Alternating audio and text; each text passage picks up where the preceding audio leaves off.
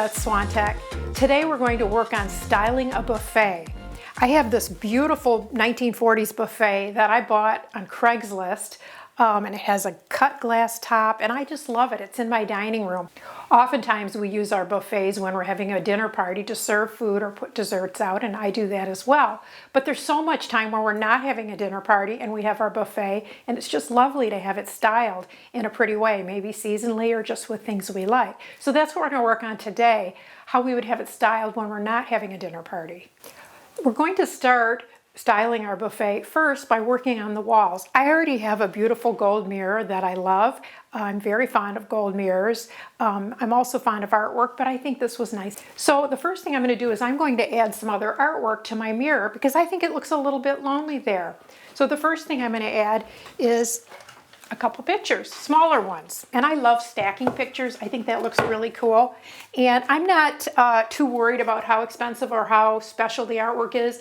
If it appeals to me, then I love it. And I found this little blue jay cross stitch with the beautiful faux bamboo frame at an estate sale in the back for 50 cents. So I was all over it.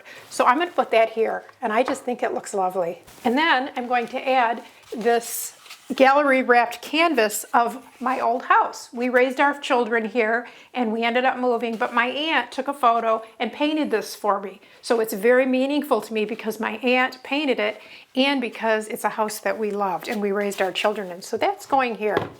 So now I have a threesome on the wall, and I love threes. I think it looks beautiful.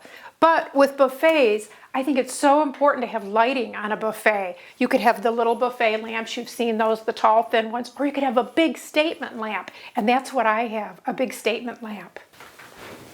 And here it is. Isn't it beautiful?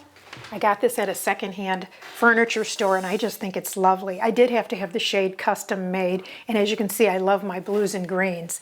And then I added this cool fluffy tassel just to add a little bit of bling, and I think it looks so cute. And now we have this blank canvas that we can style any way we want. The first thing I'm going to put in is a tray. I love trays. You can do lots of things with them, and it makes things look special that are on them. This tray is just simply one from IKEA, very inexpensive. But again, I love it. I saw it and I loved it, and I like to buy what I love, not what has some certain pedigree to it. This is what I'm going to put on the tray. I put this together myself. This is a cloche jar. I love them because they make things look special that are inside of them. And I just put all this together. You can do the same here. This is just a piece of birch slice. And then this is the cloche jar, which you can get at gift shops. You can get them online. And then the moss is literally just from Michael's. You can buy a bag of it. And this is a little deer that I think is the cutest little statue that I got at a garage sale for probably 10 cents, and it's from the 1940s. But I needed to lift it up and up a little bit so you could see it on the moss. So I just have a little candle holder on the bottom. So I stick that there, and then I just put the moss around it real tight. And then I just kind of tuck it all under the cloche jar, and it just looks like a cute little scene. And you could do anything with anything you have and do the exact same thing. So that's my center point of my buffet. Now I need to fill this space right here, and I want something with a little bit of presence.